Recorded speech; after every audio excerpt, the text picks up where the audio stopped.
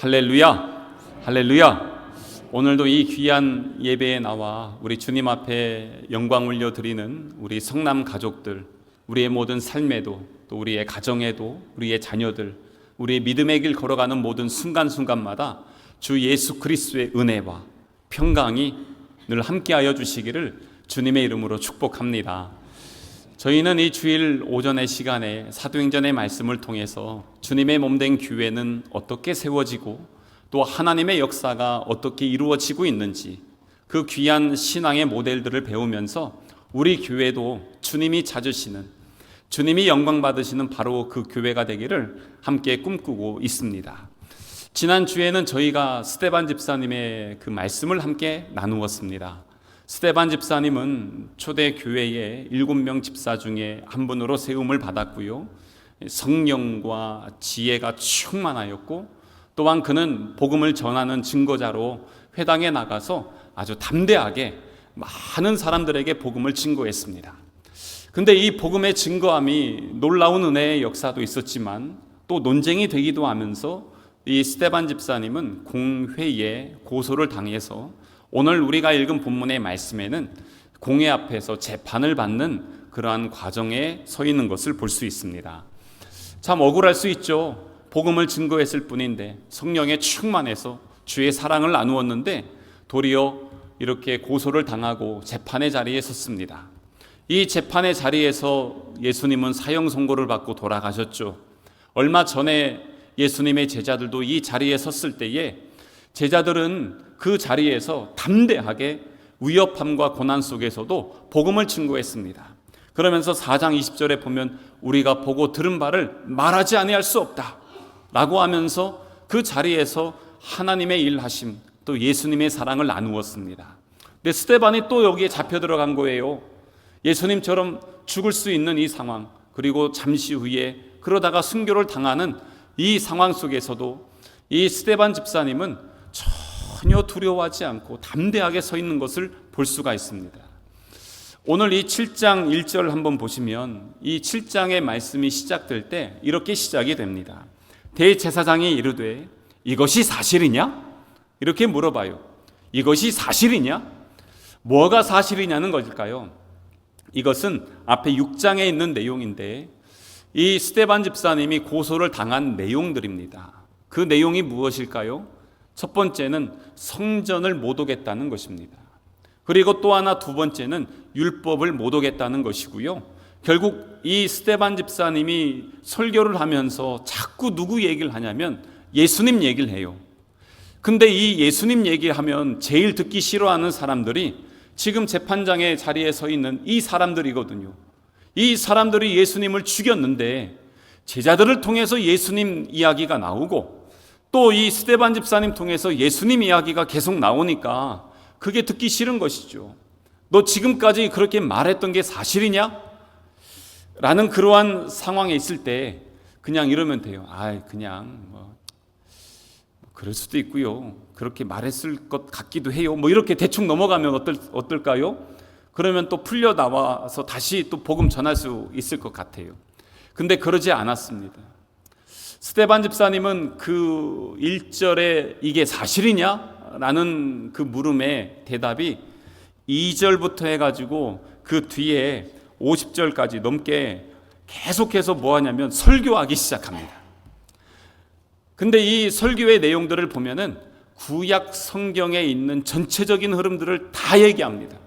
그래서 창세기를 요약하고 출애굽기, 레위기, 그 다음에 민수기, 신명기, 그 다음에 여호수아의 가나안 땅에 들어가서 우리 이스라엘 역사가 어땠냐, 그 다음에 이제 이스라엘이 남과 북으로 나누어지고 분열되고 그러면서 우상과 죄악을 섬겼던 그 모든 역사, 하나님이 선지자를 보내서 이스라엘 민족을 깨우길 원했지만 수많은 그 왕들이 도리어 선지자의 말을 듣지 않고 선지자를 죽이고 했던 이 역사들을 계속 쭉 이야기하거든요. 이게 얼마나 설교가 길었냐면 사도행전 28장까지 있는데 그 28장 중에 거의 20분의 1이 이 스데반 집사님의 설교입니다. 그러니까 엄청나게 많은 설교를 스데반 집사님이 한 겁니다. 근데 가만히 들어보면 여러분이 만약에 공회원이어서 지금 스데반을 재판하는 자리에 서 있다고 생각해 보세요. 근데 앞에 있는 이 스데반 집사님의 설교들은요, 결론 부분만 빼고는 이스라엘의 역사를 한번 쫙 정리를 해주는 것입니다. 그러니까 딱 들으면 동의가 될 수 있어요. 그렇지. 역사 잘하네. 말씀도 잘하네. 이렇게 할 수 있다는 것입니다. 근데 문제는 뭐였냐면, 그렇게 하고 나서 이제 설교의 결론, 마무리가 어떻게 됐냐? 오늘 우리가 읽은 본문 앞에 있습니다. 51절에 보면 이 사람들에게, 그러니까 자기를 지금 재판하고 있는 사람들에게 스데반 집사님이 뭐라고 얘기하냐면, 목이 곧고 마음과 귀에 할례를 받지 못한 사람들아, 이렇게 얘기합니다. 이거 사실 엄청난 모독이거든요. 인격적 신앙적 모독입니다. 목이 곧고 마음과 귀에 할례를 받지 못한 사람들. 그러면서 뭐라고 하냐면, 너희도 너희 조상과 같이 항상 성령을 거스르는구나 하면서 엄청난 책망을 하고 있는 것이에요. 그렇게 하면서 하는 얘기가 뭐냐면, 구약에 하나님이 선지자를 보냈을 때 너희 조상들이 선지자들 다 죽였지. 마찬가지로 지금 예수님 메시아가 이 땅에 오셨는데 너희들이 죽이지 않았냐 이놈들아. 그러니까 너희들은 지금 성령을 거스르는 거야 하면서 구약에 있는 성경 말씀을 쫙 잘 얘기하다가 마무리하면서 그 모든 나쁜 놈들이 당신들이야 하면서 지금 스데반이 그렇게 설교를 한 겁니다. 변론한 게 사실 설교가 된 것이죠. 그리고 나서 오늘 우리가 읽은 본문의 말씀이 시작되는 거예요. 여러분, 당신 살인자야 이 나쁜 놈아. 그걸 대놓고 재판장에서 하면 듣기 좋아요, 기분 나빠요? 당연히 기분 나쁘겠죠. 그래서 오늘 우리가 읽었던 말씀에 54절을 보세요. 이 사람들의 반응이 어떻습니까? 그들이 이 말을 듣고 마음에 찔리긴 했어요. 근데 찔리면 뭘 해야 됩니까? 회개해야죠. 근데 회개하지 않았습니다. 어떻게 했어요? 그를 향하여 도리어 이를 갈고 있습니다. 찔렸어요. 찔리고 나서 이를 가는 거예요. 어떻게든 해보고 싶은데 내가 기분 나쁘다고 상한 감정으로 재판에서 사형시키면 되겠어요? 그건 아니죠. 그러니까 분노만 하고 있는 것이죠. 그랬는데 분노하는 그 마음에 스데반 집사님이 기름을 부었습니다. 그게 이제 55절과 56절에 있는 말씀입니다. 55절에 보면은 스데반이 성령 충만하여 하늘을 우러러 주목하여 하나님의 영광과 및 예수께서 하나님 우편에 서신 것을 봤어요. 하나님의 영광 그리고 예수님이 하나님 우편에 서 계신 것을 본 겁니다. 거기까지는 괜찮아요. 근데 보고 나서 말을 한 거예요. 56절에 말하되 뭐라고 했어요? 보라, 하늘이 열리고 인자가 하나님 우편에 서신 것을 내가 봤습니다. 이런 겁니다. 근데 왜 이게 문제냐면 여기에 나오는 인자가 누구실까요? 인자는 예수님이십니다.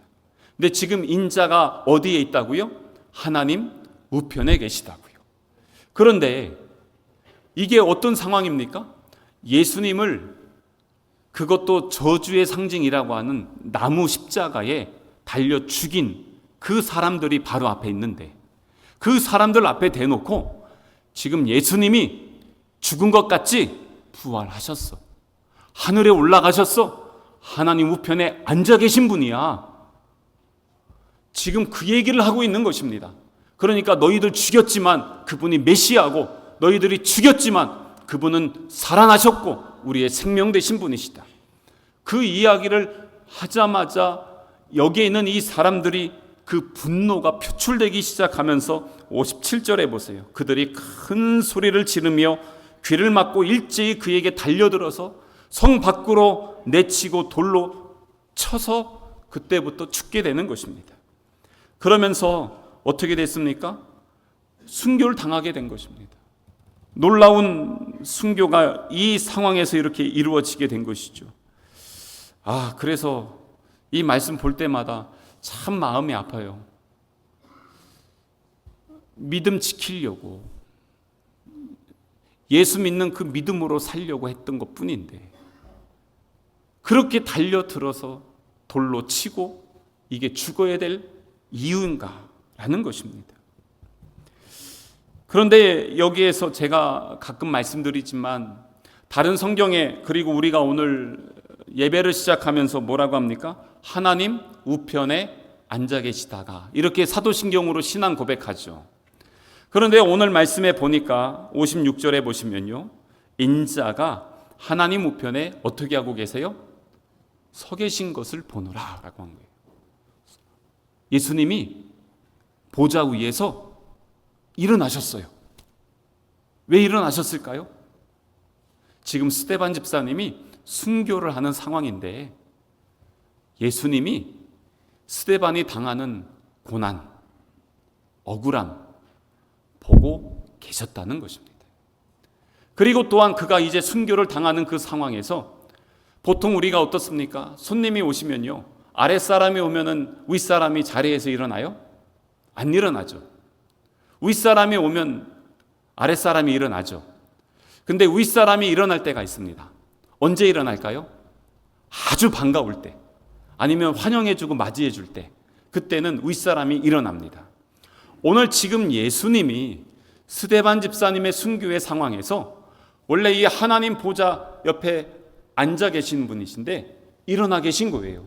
그건 뭐냐면 스데반 집사님을 보고 계셨고 그를 지금 환영해 주고 있는 것입니다. 맞이해 주고 있는 것입니다.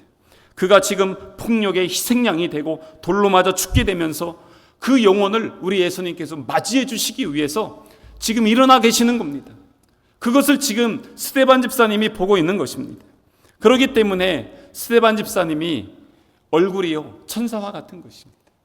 그래서 어떻게 합니까? 그의 마지막 기도 58절에 있는 말씀 보세요. 아니, 59절에 보면은 스데반이 부르짖어 이르되 주 예수여 내 영혼을 받으시옵소서. 어디서 많이 본 것 같지 않아요? 지난주에도 말씀 나누었습니다. 주 예수여 내 영혼을 받으시옵소서. 예수님이 십자가 위에서 하셨던 그 말씀이었습니다. 그것을 지금 그대로 이 스데반 집사님이 하고 있는 것입니다. 또한 마지막에 60절에도 주여 이 죄를 그들에게 돌리지 마옵소서. 누가 한 것입니까? 예수님이 한 것입니다. 그래서 이 스데반 집사님은요, 우리 신앙의 모델이기도 하고 지난주 말씀처럼 또한 이렇게 순교 신앙의 모델이기도 합니다. 순교의 모델입니다. 그래서 이 스데반 집사님을 보면 꼭 예수님이 생각나요. 스데반 집사님을 보면 예수님이 보이는 것입니다. 예수님처럼 스데반 집사님도 성난 군중들에 의해 모욕을 당했습니다. 멸시를 당했습니다. 그럼에도 불구하고 그 믿음을 놓지 않았습니다. 거짓 증언자들에 의해서 왜곡된 재판을 받았습니다. 핍박하는 자들을 위해서 그럼에도 불구하고 예수님처럼 저들을 위해서 중보하며 기도하는 것입니다. 그리고 마지막 순간에 자기의 모든 것을 하나님 손에 맡겨드리는 것입니다. 그렇게 하면서 이 스데반 집사님은 그의 삶의 촛대를 하나님을 향해서 다 태우고, 그래서 이제 우리 주님께서 환영해 주셔서 일어나 주셔서 맞이해 주실 때 주님의 품에 안기게 되는 그러한 사람이 된 것입니다. 순교는요, 위대한 사람들이 하는 게 아니더라고요. 위대한 사람들이 아니라 순교의 많은 역사들을 보면 예수님을 닮은 사람들이 하는 것입니다. 참 귀하더라고요. 지난주에 제가 우리나라의 초대 교회의 그 선교사님들 영상을 좀 봤어요.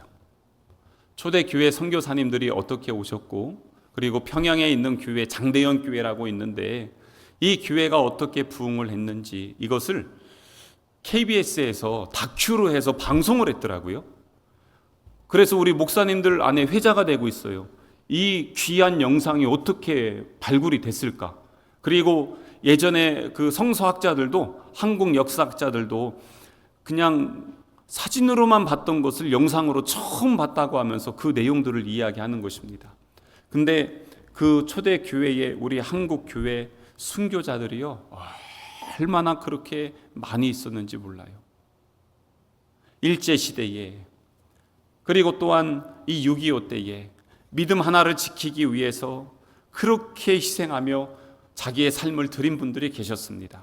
근데 이 순교의 역사를 보면은 스데반 집사님을 통해서 그 다음에 예수님의 12 제자들이 순교를 당하게 됩니다. 단 한 명 예외가 있었죠. 제가 가끔 말씀드리지만 사도 요한복음과 요한 1, 2, 3서 요한계시록을 쓴 이 요한은 순교를 당하지 않고 자연사했습니다. 근데 왜냐하면 예수님께서 십자가 위에서 이 요한에게 육신의 어머니 마리아를 맡겨드리죠. 보라, 내 어머니다. 그러면서 평생 마리아 봉양하면서 순교의 자리에 가진 못했지만 순교의 신앙으로 살았습니다. 그렇게 하면서 이제 그 다음에 사도 바울이 순교를 당하게 되는데, 이 순교를 당할 때 그의 마음에는 늘 순교의 신앙이 있었습니다. 로마서 14장 7절과 8절에 있는 말씀을 한번 보세요. 같이 한번 읽겠습니다. 시작. 우리 중에 누구든지 자기를 위하여 사는 자가 없고 자기를 위하여 죽는 자가 없도다. 우리는 살아도 주를 위하여 살고 죽어도 주를 위하여 죽나니 그러므로 사나 죽으나 우리가 주의 것이로다. 아멘. 사도 바울은 그 신앙이 있었습니다. 우리 이 찬양 있잖아요. 그러므로 나는 사나 죽으나 주님의 것이요 했던 이 순교의 신앙은 초대교회의 12 제자뿐만 아니라 사도 바울 그리고 그 뒤에 수많은 믿음의 사람들을 통해서 흘러오게 되었습니다. AD 107년에 이그나티우스라고 하는 교부가 있었습니다. 이분은 늘 언제나 순교의 신앙을 가지고 살았습니다. 주변에 있는 사람들에게도 늘 이런 이야기를 했습니다. 내가 단지 그리스도인이라 불리울 뿐만 아니라 그리스도인으로 행동할 수 있도록 해주십시오. 나는 고난 당할 때 예수 그리스도 안에서 자유할 것이며 언젠가 자유스럽게 그와 함께 다시 부활할 것이요 나는 그리스도의 순수한 떡으로 바쳐질 수 있도록 짐승들의 이빨에 찢겨져야 할 하나님의 한 알의 미랄입니다. 이렇게 고백을 하는 것입니다. 죽음을 두려워하지 않고 믿음을 지키며 하나님 나라를 위해서 삶을 드렸던 수많은 사람들이 있었던 것입니다. 그러한 것 복음이 흘러 들어와서 우리 한국에 성경책이 들어왔습니다. 성경 최초 전래지가 우리나라의 서천에 있잖아요. 마량진 해변에. 거기에 우리 서천에서 그 기념관을 세웠습니다. 안 가신 분 계시면 한번 가서 한번 꼭 보세요. 잘 해놨습니다. 그래서 거기 바로 옆에 아펜젤러 선교사님 순국하신 자리도 그 자리에 있습니다. 바로 그 동네에 다 있어요. 그런데 성경책이 들어오고 나서 그 다음에 대동강에 토마스 선교사가 또 들어왔습니다. 근데 이 토마스 선교사가 들어왔다가 이 썰물 때 물이 빠져서 배가 움직이질 못하게 된 거예요. 우리나라 관군이 외놈들 쳐들어왔다고 배에 불 질러 버렸습니다. 그래서 불이 타니까 그 안에 있는 사람들이 다 도망쳐서 내려오는데 우리나라 관군들이 가서 다 칼로 죽이는 겁니다. 이 토마스 선교사님이 배에서 내리면서 성경책을 갖고 내려왔어요. 그러면서 죽어가면서 성경책을 던지면서 예수 믿으시오 하면서 던졌는데 그것을 관군 하나가 가져다가 당시 종이가 귀하잖아요. 그러니까 집에 가서 하나하나 다 뜯어다가 그거를 벽에다가 벽지로 다 붙인 겁니다. 그리고 이렇게 보니까 막 놀라운 말씀들이 있거든요. 그래서 그 말씀 읽다가 예수 믿게 됐어요. 그래서 우리 초대교회 선교사님들 이야기를 들어보면 선교사님들이 이미 들어올 때 이미 한국에는 교인들이 있었다는 겁니다. 믿는 사람들이 있었대요. 그 밭이 되어졌던 것입니다. 그것이 흘러서 우리 한국 교회 또 우리 선교교단의 아주 순교의 위대한 유산이 있습니다. 저기 전라도 신안에 가면 증도라는 데가 있습니다. 그 신안의 섬이 1003개인데요. 근데 하나 더 붙여서 1004개에서 천사의 섬 이렇게 하는데 여기에 우리 성결교회가 100개가 있어요. 100여 개가. 그리고 증도라는 섬에는요. 가면은 섬 주민의 90%가 교회 다니는, 그러니까 예수 믿는 사람들입니다. 그래서 여기 가면 동네 주민들 다 계신 데서 권사님 그러면요 다 쳐다봅니다. 나 불렀어? 막 이러고. 이 정도로 아주 대부분. 그래서 요즘은 모르겠네요. 전에는요 이 섬에서 술 담배를 팔지 않았습니다. 믿지 않는 사람하고 관광객들만 살짝 이렇게 해서 팔았고, 그리고 펜션이든 어디든 가게에서도 술 담배를 팔지 않았습니다. 이 동네가 그런데 왜 그랬냐? 문중경 전도사님의 그 신앙의 유산을 받아서. 그래서 우리 성결교회 기념관을 여기다 세우고 여기에 엄청나게 많은 사람들이 가서 순교의 신앙을 배우고 있습니다. 또한 지난달에 우리가 그 병천교회 갔었잖아요. 강경에 가서 강경교회, 병천교회를 보면서 66명의 순교 하셨던 그분들의 그 신앙과 삶을 우리가 함께 보았습니다. 그때 우리 병천교회 성도들도 스데반 집사님처럼 59절에 뭐라고 했습니까? 주 예수여 내 영혼을 받으시옵소서. 마지막 순교하는 그 순간까지 그렇게 고백하며 하나님의 부름 앞에 서게 된 것입니다. 뭐냐면 이 스데반 집사님의 순교의 열매가 어디까지 왔습니까? 지금 우리나라까지, 여기까지 오게 된 것입니다. 그래서 우리가 이렇게 믿음의 신앙생활을 할 수가 있었던 것입니다. 그게 너무너무 감사합니다. 제가 가끔 네팔 선교관 얘기를 하는데요, 네팔에 선교를 갔는데 가서 현지 사역자들에게 물어봤어요. 기독교 선교 역사가 얼마나 됩니까? 그랬더니 우리나라보다 훨씬 몇백 년 전에 선교사님이 들어가서 복음을 전한 나라예요. 인도도 그렇고 네팔도 그래요. 그런데 거기는 믿는 사람들이 지금도 핍박당하고 있습니다.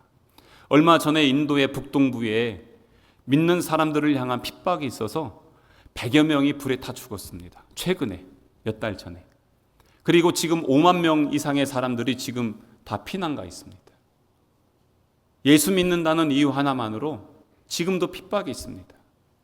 아프리카의 나이지리아는요 1년에 4천 명 이상의 사람들이 순교를 당하고 있습니다. 지금 우리가 예배하는 순간에도 지구촌 어디에는 예수 믿는다는 그 이유 하나만으로 순교를 당하는 사람들이 있다는 것입니다. 근데 이 네팔 사람들한테 제가 그래서 물어봤어요. 혹시 그러면 이 나라에 순교한 사람들이 있냐? 당신들 기독교 역사에 순교의 역사가 있냐? 없대요.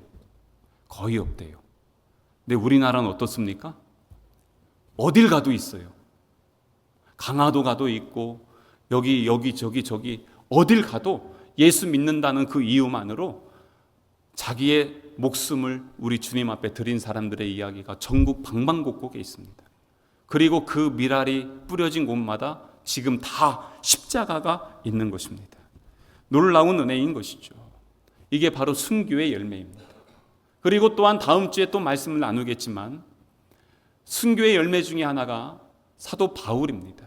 오늘 말씀에 보면은요, 그 58절에 보세요.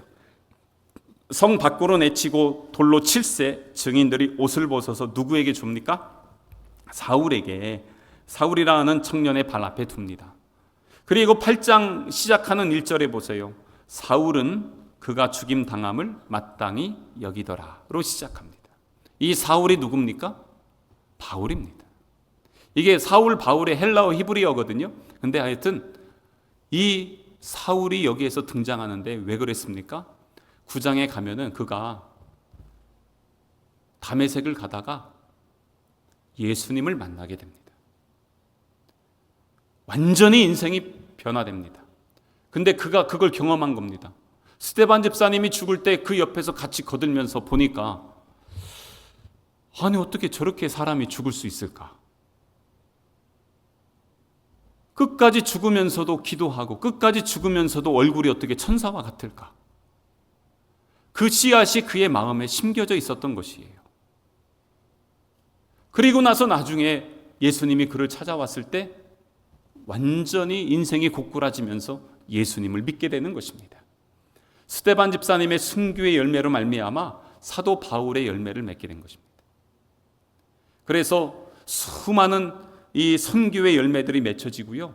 그러면서 다음 주에 또 말씀 나누겠지만 드디어 복음이 흩어지기 시작합니다. 예수님이 어떻게 하셨어요? 사도행전 1장 8절에 예루살렘과 온 유대와 사마리아 땅끝까지 증인되라 했는데 초대 교회는 흩어져야 되거든요. 증인되려면 나가야죠. 근데 나가지 않고 계속 모이기만 했어요. 자, 예루살렘으로 오세요. 여기가 아주 좋은 교회입니다. 맨날 모였습니다. 그런데 이 스데반 집사님의 순교로 말미암아 믿는 사람들이 다 흩어졌습니다. 근데 가는 곳곳마다 복음을 증거하기 시작합니다. 그러면서 예수님이 말씀하신 대로 예루살렘과 온 유대와 그리고 사마리아 땅끝까지 복음이 증거되는 역사를 이루게 됩니다. 이게 바로 스데반 집사님의 순교의 열매였던 것입니다. 자, 그런데 지금까지는 그분들의 신앙 이야기이고요. 그러면 그분들은 그런데 나는 어떠냐는 것입니다. 오늘 우리 한국에서는 예수 믿는다고 해서 순교 당하는 사람 없습니다. 그런다고 해서 순교의 신앙이 그러면 없어도 되는 것이냐?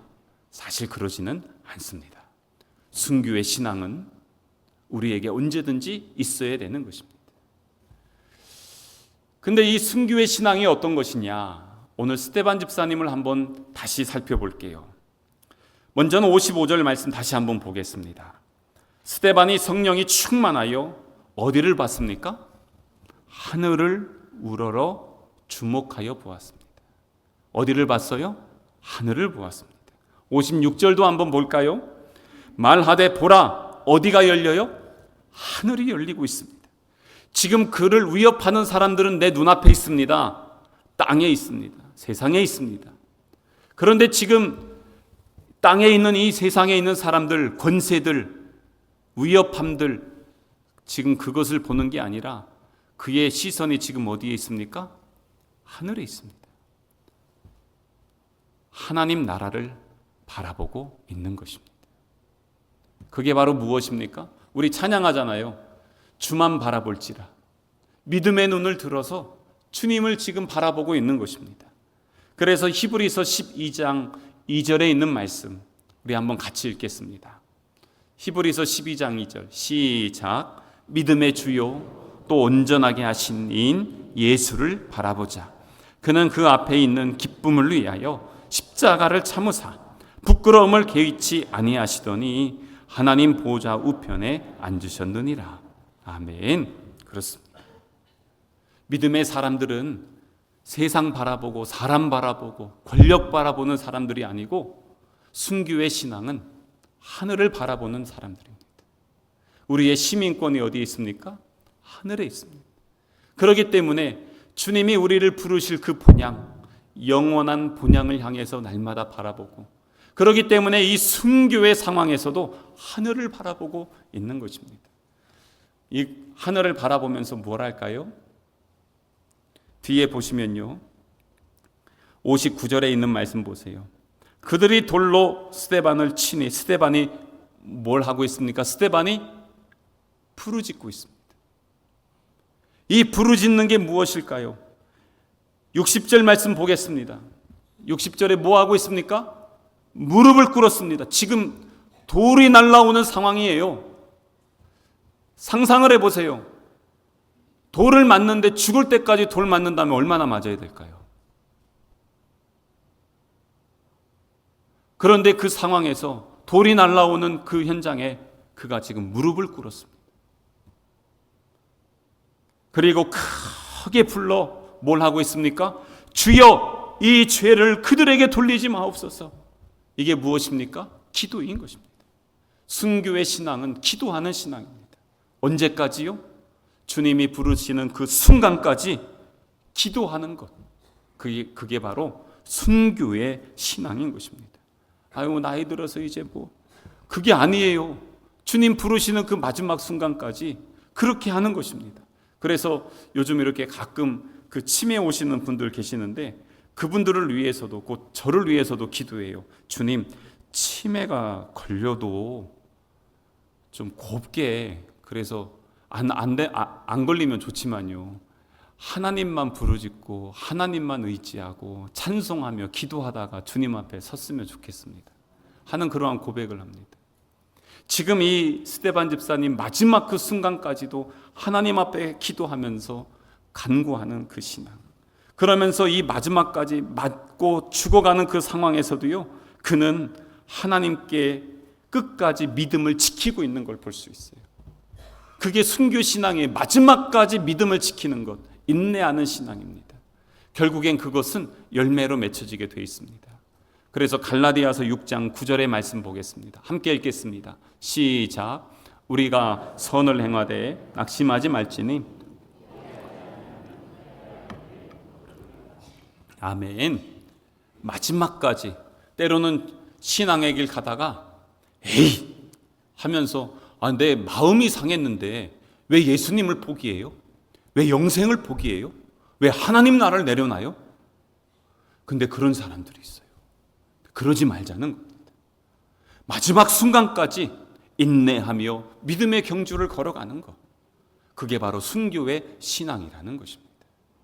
그래서 그 자리에서 포기하지 아니하면 때가 이름에 거두게 하시는 것, 심는 대로 거두는 게 하나님의 방법이에요. 기도를 심고 찬양을 심고 말씀을 심고 내 삶을 물질을 심으면 하나님께서 때가 이르면 거두게 하시는 게 그게 주님의 역사입니다. 근데 꼭 그러지 않고 심지는 않으면서 거두기만 원해요. 그러다 보니까 욕심이, 죄가 우리를 유혹하는 겁니다. 그게 문제가 되는 것이죠. 그리고 또한 이 순교의 신앙의 마지막 무엇일까요? 59절을 다시 한번 보면 주 예수여 내 영혼을 받으시옵소서. 내 영혼을 받으시옵소서. 무엇입니까? 천국을 소망하고 있는 것입니다. 만약에 마지막 하나님의 부름을 받는 그 순간에도 여전히 세상 놓지 못하고 있으면 어떻게 됩니까? 이 기도 안 나옵니다. 내 영혼을 받으시옵소서는 내 생명의 주관자가 하나님이심을 알아야 할 수 있는 고백이고요. 주님이 나를 붙들어 주셔야 내가 하나님 나라 들어갈 수 있다는 믿음이 있어야 할 수 있는 고백입니다. 주 예수여 내 영혼을 받으시옵소서. 천국을 소망하는 믿음인 것이에요. 그래서 하나님 나라 시민권자로 살면 본향 향해서 가는 것입니다. 그 하나님 나라가 어떻습니까? 스데반에게도 요한계시록 21장 4절에 있는 말씀 보세요. 제가 읽어드릴게요. 더 이상 스데반이 눈물을 흘리지 않아도 돼요.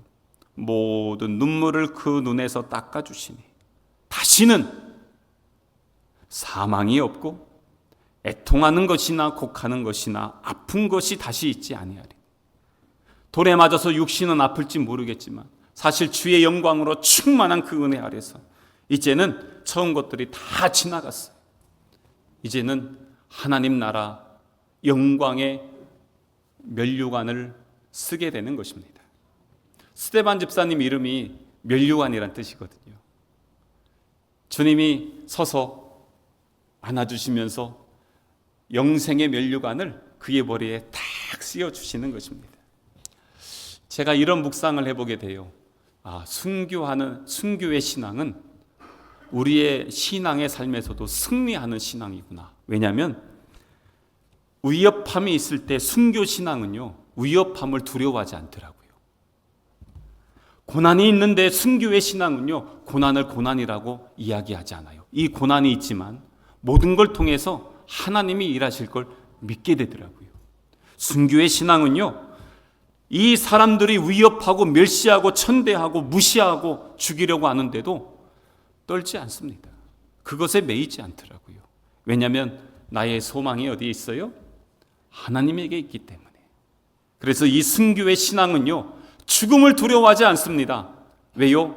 나의 생명의 주권자가 누구십니까? 하나님께 있기 때문에. 죽음도 두려워하지 않는 신앙.